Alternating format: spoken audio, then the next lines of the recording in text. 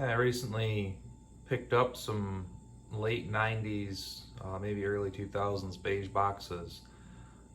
These things were absolutely filthy when I got them. Had to give them a good scrubbing on the outside as well as vacuuming out a lot of dust and even some mouse droppings inside. But after all that and some tinkering around with them, I've got two good working machines that I've got some plans for. So let's take a look. Well, these systems are very similar to each other. The processor and motherboard and such, the way they're set up, slightly different.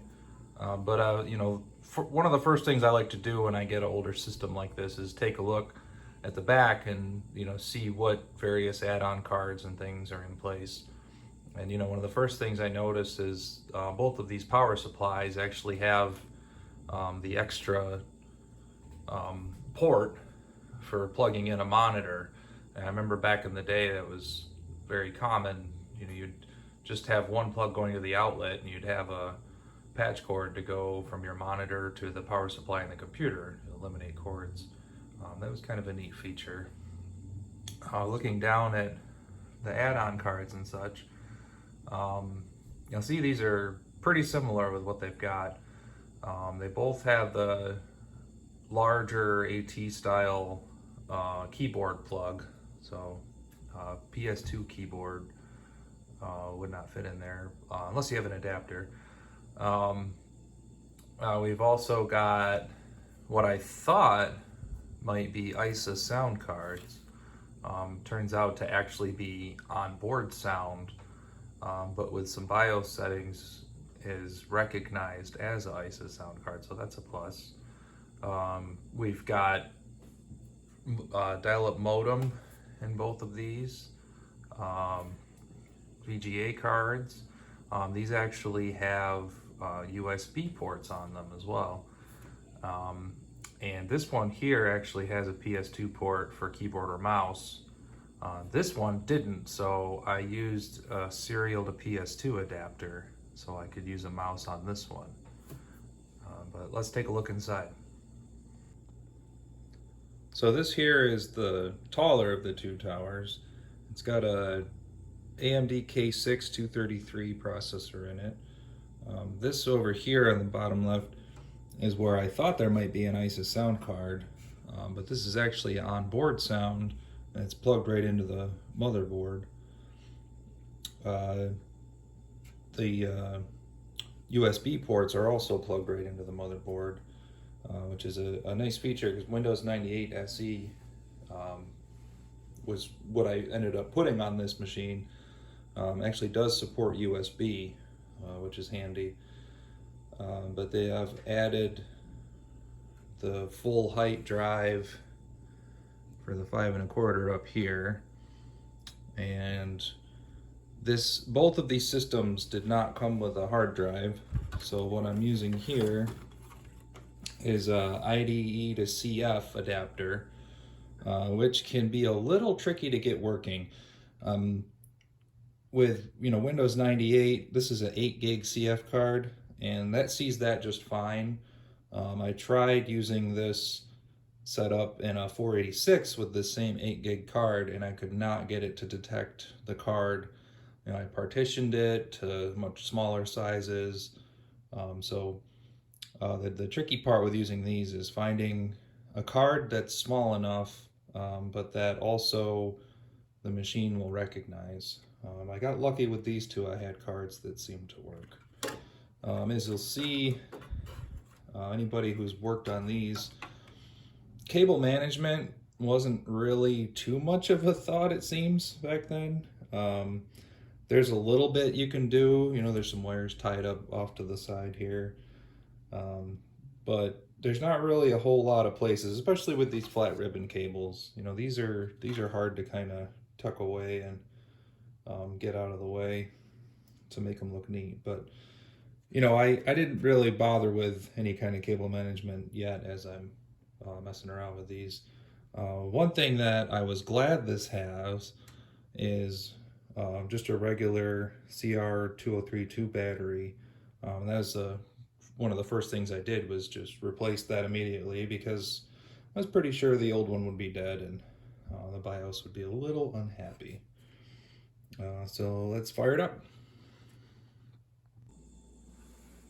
Well, after I got this one all cleaned up, I removed one of the CD drives and I installed this full height 360K drive. My plans for this one is to use some imaging software to be able to write disk images for older systems. This drive actually came out of my K-Pro system, and with a little tinkering with the jumper settings and such on the drive, I was able to get it to read and write in this machine. So now I need to download some images and give it a try and see if I can actually write a disk on here and get it to work in the K-Pro or some other machines.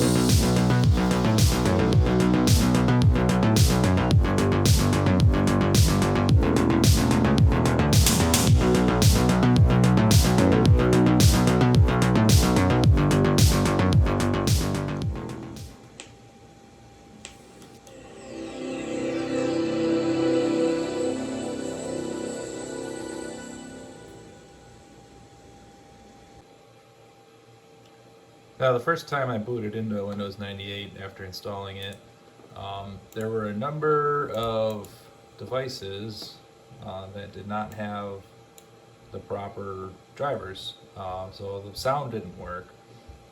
So far I've got sound working, and I did install this display adapter. For some reason it's coming up twice as, you know, two different display adapters, although there is only one.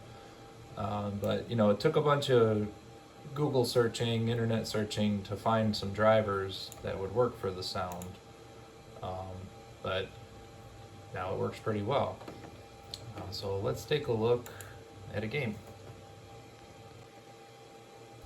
I wanted to find a game I remember using from Windows 95, 98 era, and I made myself a copy of Earthworm Jim 2nd Edition for Windows 95. I found that on archive.org. So let's pop it in and see if it'll auto-run.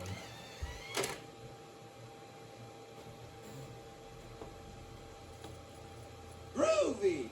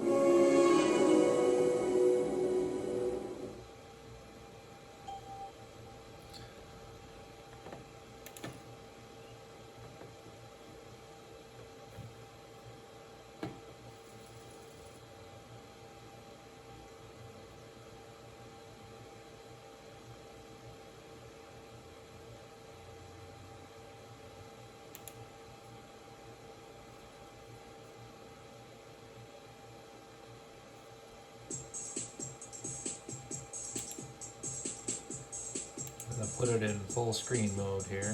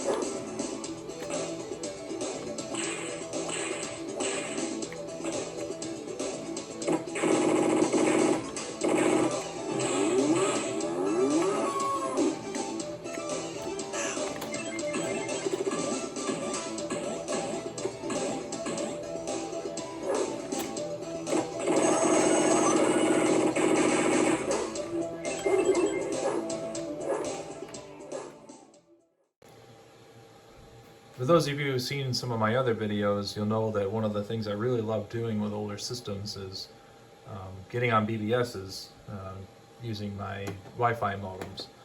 So let's open up HyperTerminal here.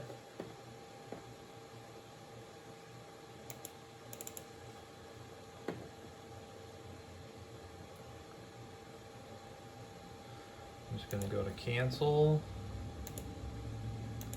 And it wants me to actually set up a real modem, which I don't have. I have a Wi-Fi modem hooked to COM2, and we are at a super fast 115-200 baud.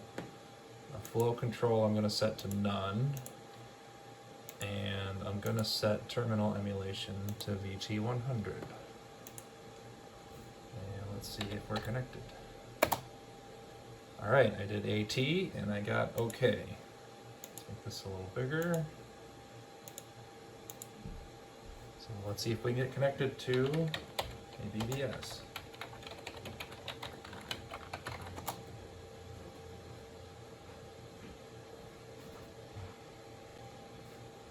Alright, I'm going to pick pure ASCII 80 by 24, option 4.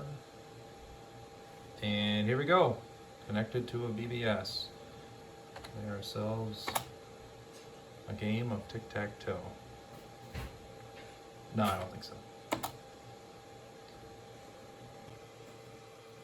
Now, one thing that's great about having Windows 98 on a machine like this is once all your drivers and stuff are loaded, theoretically you can shut down to MS-DOS mode and it should keep those settings. I've done it before, it's been a long time, but it's a problem I haven't been able to figure out with this machine yet. When I try to shut it down, either shut down or restart in MS-DOS mode, it'll shut down, sort of, and then it'll just sit here, and it won't make it back to DOS mode, unfortunately. So that's a problem I'm trying to figure out. If anybody knows some suggestions, let me know. But let's take a look at the other system.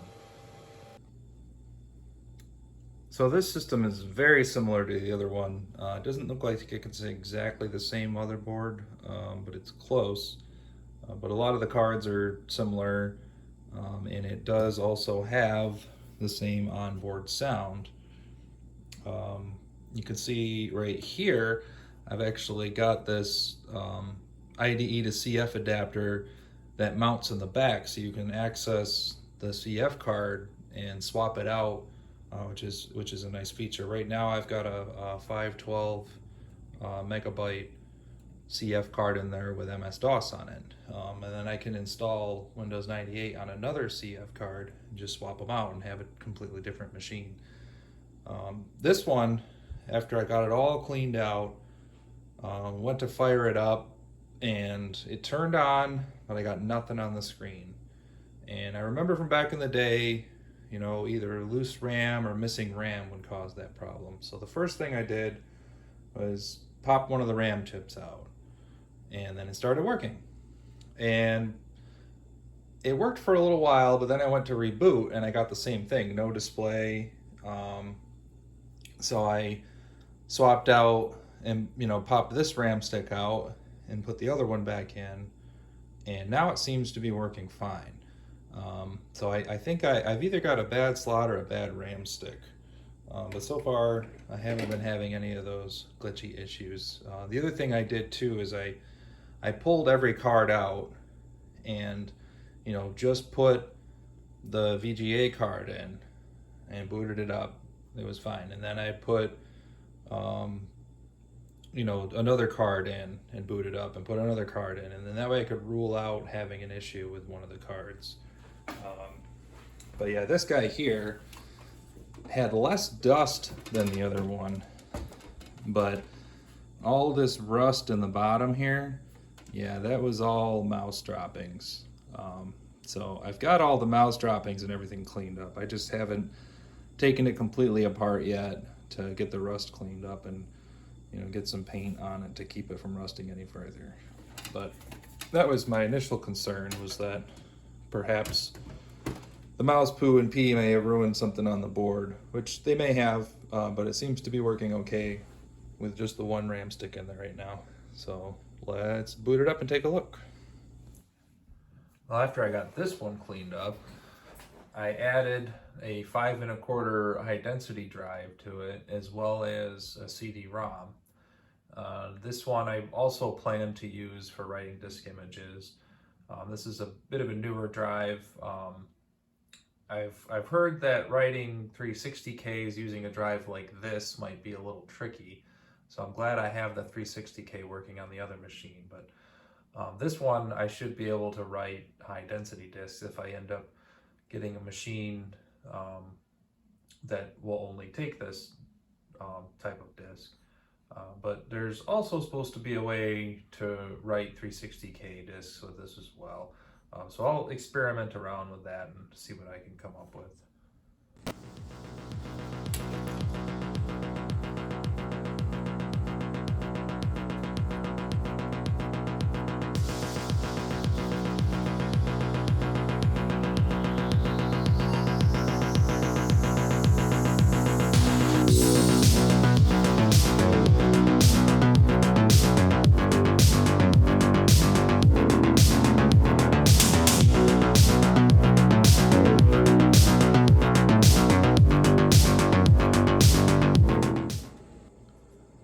There's just something nice about a PC that just boots up straight into DOS. I love it.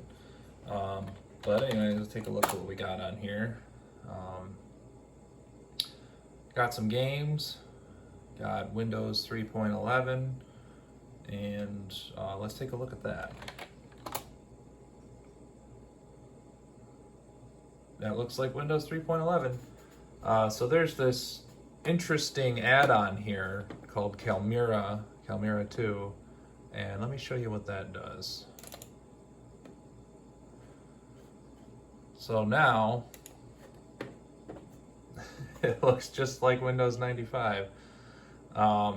It still is 3.1. It just looks like 95, but I think it's pretty neat. You know, they've got everything a little easier to access, especially for, you know, if you're used to more modern versions of Windows. That's pretty cool. But let's take a look at one of my favorite DOS games. See if we can get it to focus again.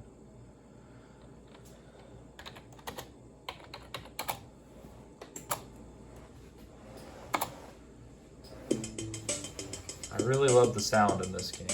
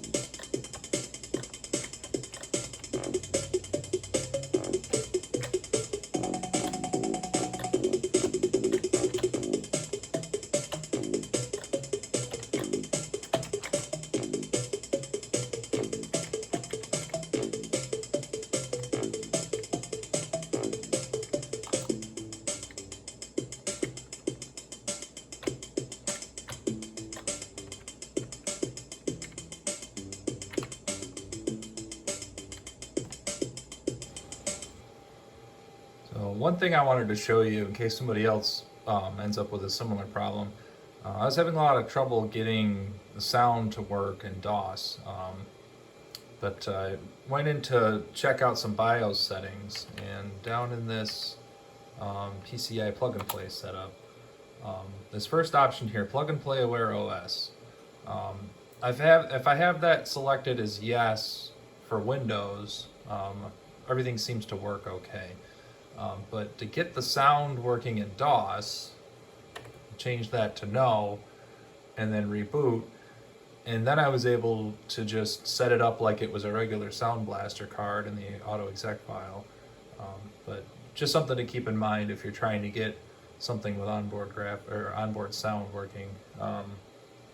Onboard sound in a much newer motherboard, you'll probably have some trouble with. But this one, it does actually recognize it as an ISA or ISA card, even though it's actually on board. So as I mentioned, one of the main things I want to do with these PCs is be able to write disks for older systems that use 5 1/4 disks. And this IMGDSK software right here is one that I've been reading up on. I do have the drives functioning. I was able to read and write to them. I haven't been able to write successfully a disk for another system yet. I tried writing a K-Pro disk, but there's a lot of different settings you can do in this IMGDSK software. So I still need to play around with that. But any other systems that I end up with that only have 5 1/4 drives, with a little tinkering around, I should be able to figure out how to get some disks written for them.